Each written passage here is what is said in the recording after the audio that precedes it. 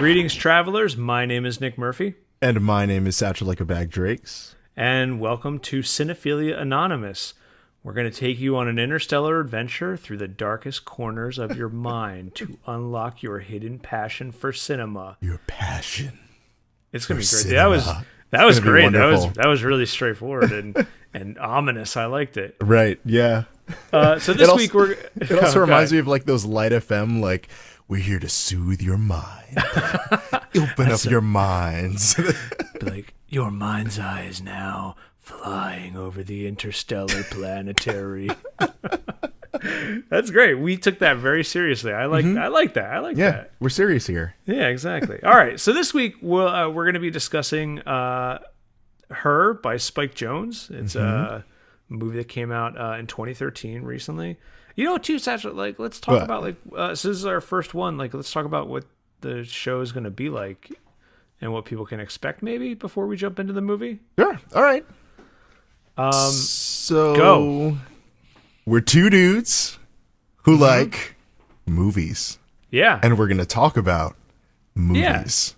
Yeah, exactly. I figured this is a good way for us to, like, you know, you and I would play like Hearthstone and stream it, and we would have these like really like intellectual conversations about like all this stuff that was not about just the video game. So like, let's apply that to something we're both passionate about. So we're going to be diving into like good movies and bad movies. Maybe bad movies, kind of getting into some of the existential stuff and maybe some of the surface level stuff, maybe redeeming some movies that might not have been the most I like that. Like, I like positively received. Yeah, like I think there's some movies out there that like you like or I like that some people are like, nah, that movie sucks, and you're like, well, yeah. Let me tell you why it's actually not that bad. Yeah. Some creative nuggets, and I think probably what I'm looking forward to the most is like both of us make stuff for fun. We both like enjoy making things and thinking about why things are engaging to different people. So it'll be cool to like even dig into movies that a lot of people think are bad and find things that, you know, maybe the director, whoever had done that was intriguing or worth sticking around for. So I think that's going to be really cool. Like something I learned like going like when we would watch movies in film school and stuff is that like my teacher was like, he's like, I don't care if you don't like it. You're allowed to not like the movies that I show, but like everything that you watch, everything you like take in, you should be able to take at least one positive thing from it, even if it's just that's not how to make a movie, you know. Definitely. So everything you got to take like everything's profitable. Yeah, exactly. And I think that, you know, these discussions that we have can like bring out some of that. Maybe like when people are listening, they'll get a little appreciation for some great cinema. Yeah, man, it's gonna be a little journey, but it's gonna be a journey that we're having like live together, and everyone else is going to be able to enjoy it too. Yeah, I think it's going to go really well. All right, let's jump into Her. Okay, so Her was written and directed by Spike Jonze. Spike Jonze has done, full disclosure, he's like one of my favorite directors, so I'm actually kind of glad we settled on this. He did such things as Being John Malkovich, Adaptation, Where the Wild Things Are, and then on top of all that, so all these great movies that are like super well done, very like, you know, some artsy movie. Like Being John Malkovich is a very like trippy movie. But on top of that, he did like the complete opposite of that. He was like an executive producer on Jackass, like the show and the movies. Are you serious? Yeah, dude. And he was like in them and stuff. He was instrumental in bringing Jackass to MTV, man. It's crazy that this guy can go from like, that is pretty cool. Like, yeah, super artsy director to like the lowest common denominator. It's crazy. I love versatile people like that. Yeah, it's so great. So and then also, so underneath that, so like he also did a bunch of like music videos like in the 90s and stuff. And interesting little story. So Spike Jonze is one of the reasons that I wanted to pursue filmmaking. So he directed this music video for this band Wax, and their song was called California. And the entire video is a one-shot. It's just like a panning. I guess it's more like a trucking shot. It's a trucking shot that fades up onto this guy running on fire in slow motion, like engulfed in flames, just running down the street, passing all these people and stuff. Right? What? Yeah, and I saw it when I was like younger, like back in the days when I would like tape music videos on VHS tapes. You know what I mean? To watch. Me later. too. Yeah, to watch it again, man. Yeah, there dude, was that's no how you had to video do it. on demand. No, That's dude, you had did. to make your own stuff, man. Like, this is my favorite one. I'm gonna record this You right wore now. those tapes out. You just had you had one tape, and then Dude, you just recorded over it like 50 times until you had the there was music video no fidelity tape. left. Yeah, you're just like burning it out at that point. So that was one of the videos that like I like loved, and then MTV would occasionally do like a making of thing, so they would talk to like the director and talk about how he did it and stuff, and I was just like fascinated that like, you know, they did this one take thing, they did it a few takes, and they just like rehearsed it a whole bunch. It's a really cool video, and he released it on like, he made like a DVD compilation of like all of his music videos. It's really cool. It's a really cool thing. I'll let you borrow it, dude. I think That's really cool. enjoy it. Yes, please do. That used to be my favorite part about like getting the concert DVD, or like whenever my favorite band just put out a DVD of anything, like the special features would always have like the music videos and then like the commentary on it. And even though it would be like kind of fluffy, like because they want to make it like palatable to people who don't necessarily know it, so they may not dive into like the minutia of like particular decisions, it was still cool just getting to look behind the curtain and be like, wow, those are the people, or that's the team, or that's the office. Like, yeah, and I think really you cool. get like a shot, you get an idea of like what the setup is, and it's like, oh my god, that's what it looked like behind the scenes. That's cool. You know, I'm into that. Yeah, very cool. So the movie stars Joaquin Phoenix, Amy Adams, Joaquin Phoenix, Rooney Mara, Olivia Wilde, and then Scarlett Johansson as we don't ever see Scarlett Johansson. She's just a smoky voice. Yeah, she is, dude. She's just very, a mesquite barbecue smoky voice. Man, I've always been very lukewarm on Scarlett Johansson. I'm just kind of like, she's all right. But then like after this movie, I was kind of like, all right, I see the appeal. Yeah, man, I see it. So it came out October 13th at the New York Film Festival, and then December 18th worldwide. And its budget was $23 million, which is Jeez and ages. It's crazy, right? It really. So like looking at the movie, so I guess let's set up the movie. So sure. The movie takes place. I think I read online 2025. So 10 years into the future at this point. Okay, wait, does it say that somewhere in the movie? I saw it. I didn't see it anywhere in the movie. I just saw it on Wikipedia. Okay, that all right, was cool. Like the time. So that's good to know. That's cool. Yeah, for me, I just kind of always assumed it was just like in the near future kind of thing. Right. That's pretty cool because it's definitely the future, but like a feasible future. Like you see the seeds of where some of the technology today could go to then. So that's pretty cool.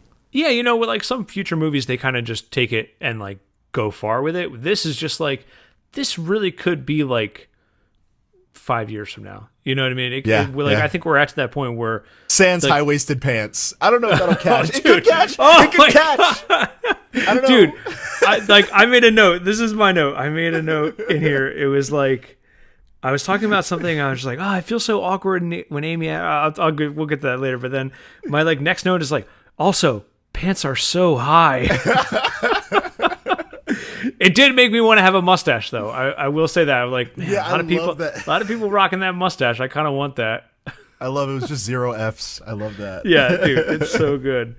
So what would you, if you had to describe this to somebody who is not familiar with it or never seen the trailer, like what's the movie about from Satchell Drakes? Okay, I would say it's for me.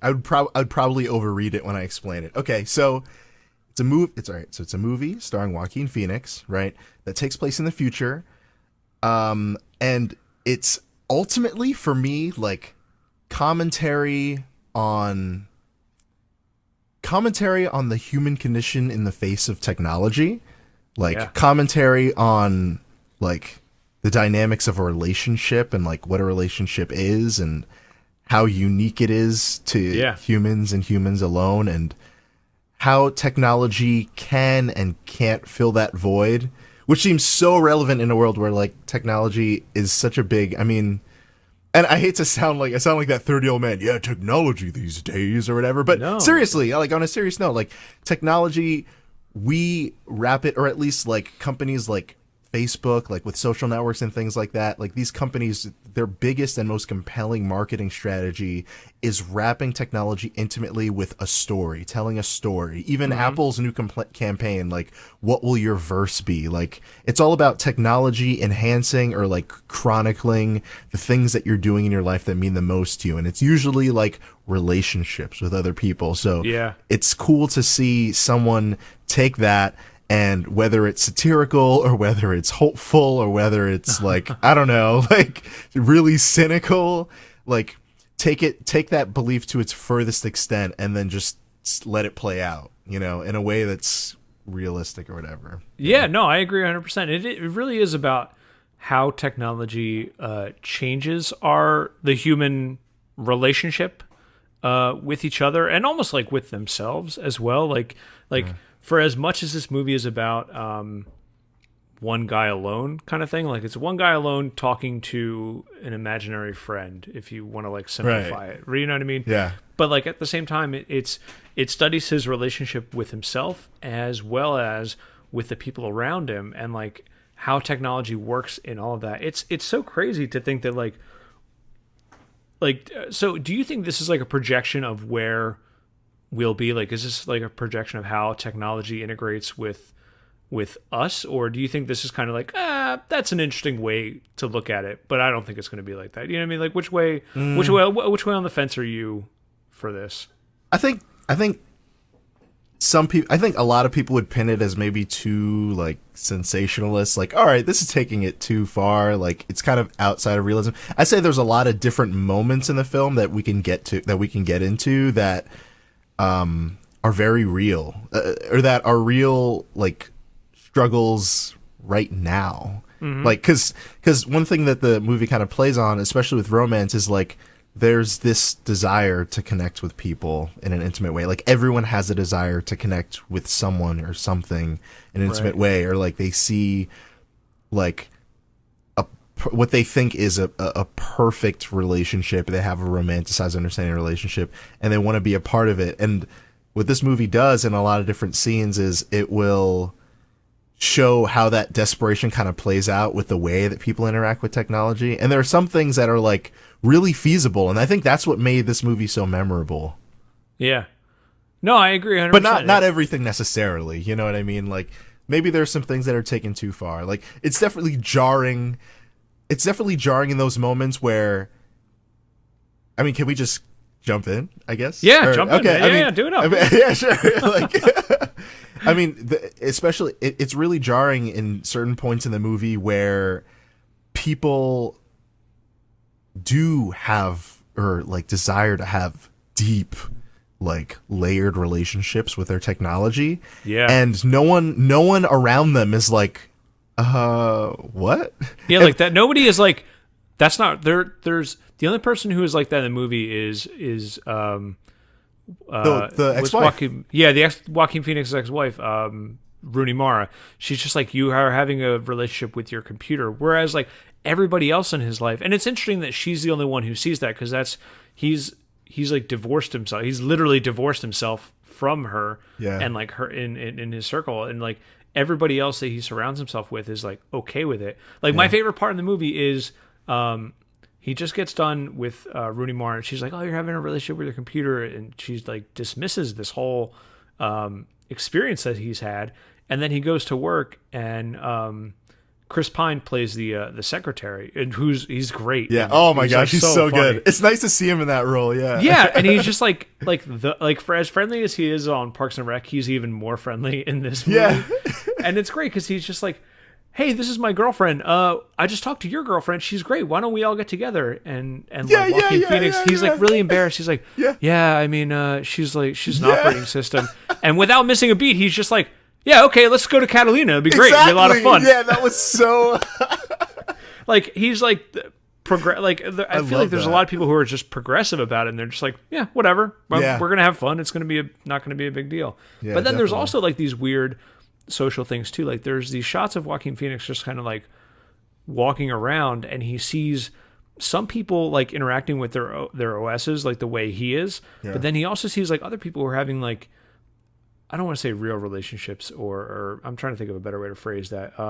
Like people to people relationships, and they're like doing social things with each other. He goes to the beach at one point. Like on the beach, exactly. Yeah, there's like people like on the beach having fun and stuff like that. So it's a nice like, can these two things like coexist? And I guess like in this world it does. Like exactly. Amy like Adams that connects with him, and it's just like, yeah, I have this great relationship with my OS. We're just friends, you know. But like I know other people who are having like full on relationships. So I guess they do kind of commingle in that world. Yeah, that's cool. That's another thing that makes it so realistic, that there's just this gradient of people who like, there's a left and right wing. At least it seems like there is one, right? Mm-hmm. Yeah. You know what I mean? Versus a future where like everyone accepts technology and there's no way that there's some kind of like sect of people who are like against it or rally against it. Because truth is, I guess there's always something like that. So that's really cool. And then the carnival too, like where Joaquin, like he has like a hand, like his hand over his eyes, and like and like his OS is like guiding him. And like everyone around him, they just accept it. They're not like, what's he doing with this phone? They're just, that's something too. Nobody, the only person who does that in the movie is Rooney Mara. Nobody else is like, look at this fucking weirdo. You know, like everybody's just like, okay, this is the world we live in now, I guess. Yeah. It's really interesting, and the way it plays with technology is something that is really, really interesting, and like the way he interacts with the video game that he plays, I found that like really interesting. So it's he goes home, he's like kind of depressed, and he's like playing this like hologram video game thing, and he's doing this one where he's like explores, he's like an explorer, I guess is the game that he's playing, but it was cool that it like mimicked everything that he did. And then he meets that creature who says, he says like the best line in the whole movie. He says, "Fuck you, shithead, fuckface, fuckhead." It's so funny. It was so like unexpected because it was so cute. I remember in the theater, like everyone was laughing. It was just such a good break. Like, it's so well done. And I read online that's Spike Jonze. He did the voice for that. That's great. Yeah, it's so funny. But like, so I had this like theory about like the rope, like the video game that he plays that like, I feel like the people play like Call of Duty and like those kind of games, like the profanity is just so crazy already.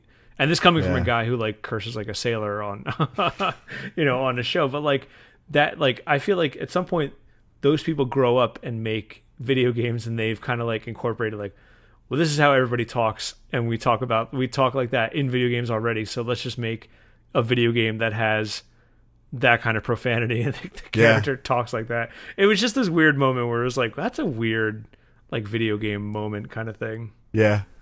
Oh man, it's so good. It was really cool. That was also another, as a side note, we won't dwell on video games because we all know how we're involved enough in video games, but I immediately thought of, oh, dude, that's feasible. That's like the concept video or whatever they had for the Xbox. It's like this projection thing or whatever. I was like, oh, that's cool. Yeah. Side note, done. Back. No, and that's an interesting thing too, where it's not far fetched enough to where it's like that'll never happen, like but it's like oh, we could get to that at some point. Yeah.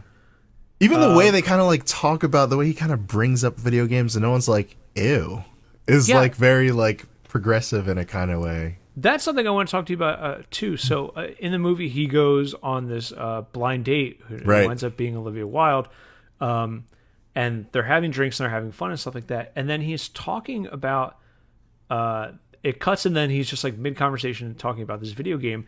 But the way he's saying it is really interesting.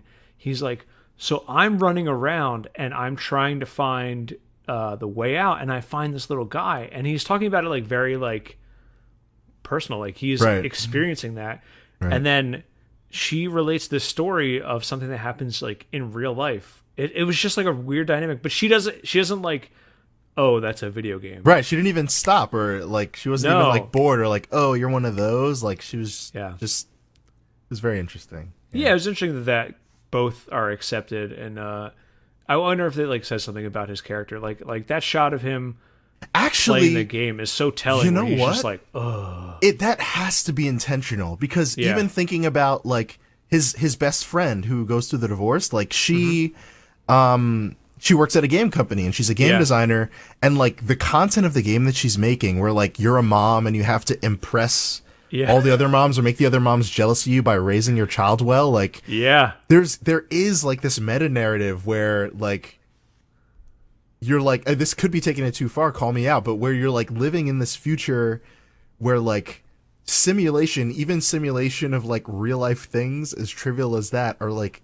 interesting to people. Like, right, where you want to have a simulated situation where you're a mom and everyone praises you for being a really good mom. Like, well, it's not even that. It's like she's running around in the game and she's like, or I guess Joaquin Phoenix is playing, and it's like, oh, you're doing all these things, and it's like you're getting points, and then you're like, oh, you're making all the moms jealous. Like, that's the point of the game, to win. It's not like, the point of the game isn't be like, hey, be a good mom. The point of the game is make all the other moms jealous. Right, exactly. You know what I mean? Yeah, exactly. It's just a weird dynamic. And then like at some point does video game stuff like carry over like into real life? Do you know what I mean? Like, so right. So I had this like health app, and there's like things you like unlock for like being like, oh, you are achievements. Like, yeah, like okay. Like you did 3 days like underneath your calorie thing. Great job. You know, like these little like achievements that pop up, and it's like, at what point does that bleed over into like real life, that where like video game things are coming into like real life? I thought that was like, that mom game was like a prime example of that, where like, yeah, you're like, oh, this is what I need to be a good mom, but I really want to make everybody else jealous with how good of a mom I am. Definitely.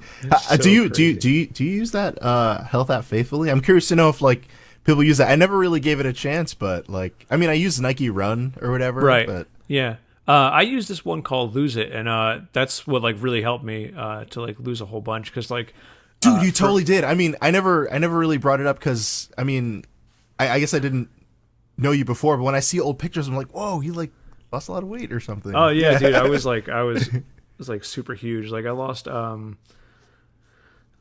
I guess it's like 60 pounds at this point. So that's like, crazy, man. Yeah, and like it's a lot of it is, you know, here I am like condemning like the video gamization, but like, oh no, I mean that's what that. No, I mean, like, if it helps you, that's really cool. I think there's something to be said about like, it's essentially like micromanagement of goals. So that's exactly what it was. It was like visualization of like what is happening. So like it breaks down. It's just like, hey, here's how many calories you should be taking in. Here's how many calories you are taking in.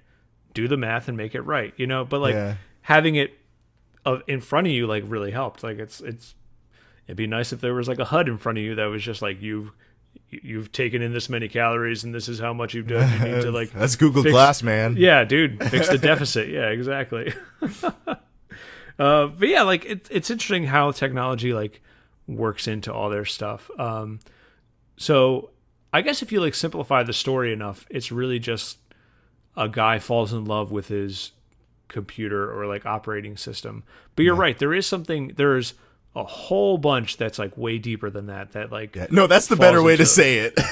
No, I mean that's like if you're flipping through channels and you need like the real quick synopsis of it. Exactly, the little one ticker byline thing that shows up. Yeah. But like this movie says like so much stuff. It's so crazy. I think we have like a whole bunch of stuff to talk about. But why don't we take a quick break and then we'll come back. Yeah, man. See ya.